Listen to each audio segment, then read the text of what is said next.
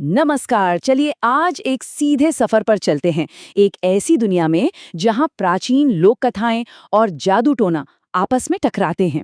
जरा सोचिए एक ऐसे समय के बारे में जहां जानवर बाकायदा इंसानों की तरह रोते हैं, पेड़ बात करते हैं और किसी के भाग्य का फैसला आज नहीं बल्कि सदियों पहले किए गए कर्मों से होता है। हमारी आज की इस कहानी का ताना बाना इतना रहस्यमय है कि ये आपको किसी सस्पेंस थ्रिलर या एनिमे से कम नहीं लगेगा। तो चलिए बिना किसी देरी के इस रहस्य से पर्दा उठाते हैं। और शुरुआत में ही हमारे सामने आती है इस पूरी कहानी की सबसे बड़ी पहेली। इन 6 शब्दों को देखिए, जैसी आपकी उदारता वैसा आपका पुण्य। सुनने में तो ये किसी आम सी कहावत या किसी बड़े बुजुर्ग के उपदेश जैसा लगता है ना? पर यही तो सारा खेल है। हम आगे देखने वाले हैं कि कैसे ये चंद शब्द एक बहुत ही गहरे और सच कहूं तो एक बहुत ही डरावने रहस्य की चाबी हैं। आखिर इसका असली मतलब हो क्या सकता है? अब जो बात सबसे ज्यादा हैरान करती है वो है ये सवाल, क्या एक साधारण सी लाइन किसी की जान ले सकती है? सोच कर देखिए, कोई इंसान एक लाइन बोलता है जिसका मतलब उसे खुद भी नहीं पता और अचानक से उस पर मौत की तलवार लटक जाती है। हमारी ये कहानी हमें सीधे इसी खौफनाक और जानलेवा स्थिति के बीचों बीच ले जाकर खड़ा कर देती है। पर इससे पहले कि हम उस जानलेवा हिस्से पर आएं, जरा इसके इतिहास पर नजर डालते हैं। ये कहानी असल में रस्किन बॉन्ड के मशहूर collection tales and legends from India से ली गई है, जो मूल रूप से एक बंगाली लोक कथा है।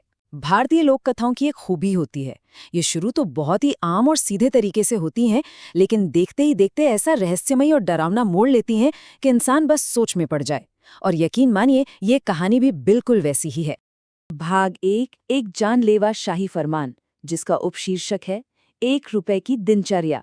तो कहानी शुरू होती है एक गरीब निस्संतान ब्राह्मण की अजीब सी दिनचर्या से। वो हर रोज राजा के महल में जाता और बस उन्हीं 6 शब्दों को दोहराता, जैसी आपकी उदारता वैसा आपका पुण्य। बदले में राजा उसे हर दिन इनाम में 1 रुपया देता।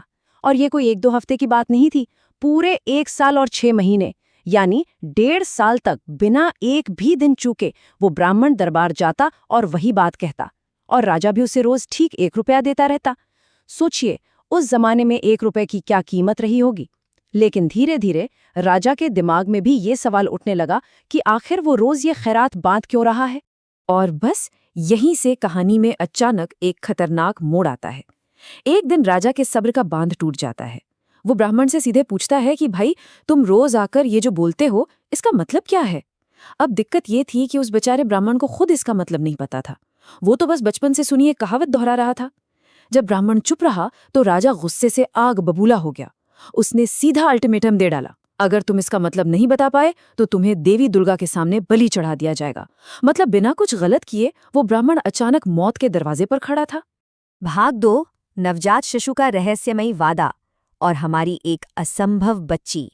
मौत की इस खौफनाक धमकी के बाद किस्मत एक ऐसा अजीब खेल खेलती है जो किसी के भी होश उड़ा दे।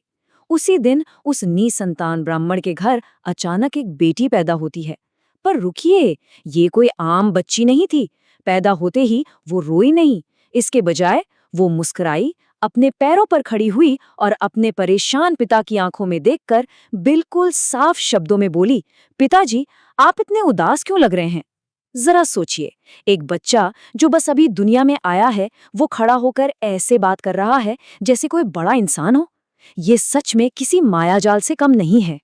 भाग 3, असंभव मार्गदर्शकों की एक श्रृंखला और मृत्युदंड से बचना। अब वो हैरान परेशान पिता अपनी इस चमत्कारी बच्ची को राजा की उस खौफनाक धमकी के बारे में बताता है।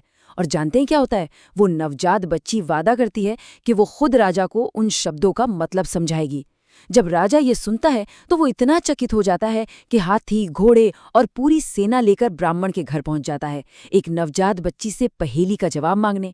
लेकिन बच्ची कहती है कि उसे जवाब नहीं पता, उसे शहर के तेल वाले के रोते हुए लाल बैल के पास जाना होगा। राजा सेना लेकर वहां पहुंचता है तो वो रोता हुआ बैल कहता है कि जवाब महल के पूर्व में श्योरा के पेड़ों के झुरमुट के पास मिलेगा। मतलब ये पूरी तरह से एक भूलभुलैया थी जहां राजा को बस यहां से वहां दौड़ाया जा रहा था। ये हिस्सा असल में बहुत ही खूबसूरती से दिखाता है कि लोक कथाओं में रहस्य कैसे बुने जाते हैं। एक तरफ देखिए, एक नवजात बच्ची है जो बोल रही है, और दूसरी तरफ एक लाल बैल है जो इंसानों की तरह आंसू बहा रहा है और रास्ता बता रहा है। ये दोनों ही बिल्कुल जादुई और असंभव हैं। पर सवाल ये उठता है कि आखिर राजा को सीधे सीधे जवाब क्यों नहीं मिल रहा? ये रहस्य इतना गहरा क्यों होता जा रहा था? भाग 4 श्योरा के पेड़ बोलते हैं। उपशीर्षक है उपवन की आत्मा। तो हार मानकर और बुरी तरह थककर वो निराश राजा और उसकी पूरी सेना आखिरकार महल के पूर्व में उन श्योरा के पेड़ों के पास पहुंची जाती है। और वहीं पर पेड़ों के अंदर रहने वाली आत्मा, या कह लें उस उपवन की जीनियस, प्रकट होती है और एक झटके में पूरी कहानी साफ कर देती है। वो कहती है, सुनिए दुनिया के राजा, आपको राजा इसलिए बनाया गया है क्योंकि अपने पिछले जन्म में आप बहुत दयालु और उदार थे। अब समझ आया? वो आत्मा उस लाइन, जैसी आपकी उदारता वैसा आपका पुण्य, का बिल्कुल असली और शाब्दिक अर्थ समझा रही थी। ये बस कोई कहावत नहीं थी, ये तो खुद राजा के अतीत का सच था। भाग 5 पिछले जन्मों के रहस्य को सुलझाना, यानी पुनर्जन्म का एक दिलचस्प जाल। अब यहाँ पर आता है कहानी का सबसे बड़ा और दिमाग घुमा देने वाला मोड़। वो आत्मा सिर्फ राजा के बारे में नहीं बताती, बल्कि इस पूरी भूल भुलैया का राज खोल देती है। वो बताती है कि कैसे ये सारे लोग पिछले जन्म से एक दूसरे से जुड़े हुए हैं। जो आदमी पिछले जन्म में दयालु और उदार था, वो अपने पुण्यों की वजह से इस जन्म में राजा बना। उसकी जो साफ दिल वाली पत्नी थी, वो उस ब्राह्मण के घर नवजात बच्ची बनकर आई। उनका बेटा इस जन्म में वो रोता हुआ लाल बैल बना। और उनकी जो कठोर दिल वाली बहू थी, जिसने जिंदगी में कभी किसी को एक दाना तक नहीं दिया, वो श्योरा पेड़ की आत्मा बनकर उस झुरमुट में कैद हो गई। सच में क्या गजब का कनेक्शन है। वो पेड़ की आत्मा आखिर में बहुत ही दर्द भरे स्वर में मानती है कि वो पेड़ों के बीच इसलिए फंसी हुई है क्योंकि पिछले जन्म में उसका दिल पत्थर का था और वो दान पुण्य से बहुत दूर भागती थी। इस पूरी जादुई कहानी का निचोड़ बस इसी एक लाइन में है। हमारी नियति हमारे पिछले जन्मों के कर्मों द्वारा नियंत्रित होती है। सीधा सा मतलब है, जो जैसा बोएगा वो भविष्य में वैसा ही काटेगा।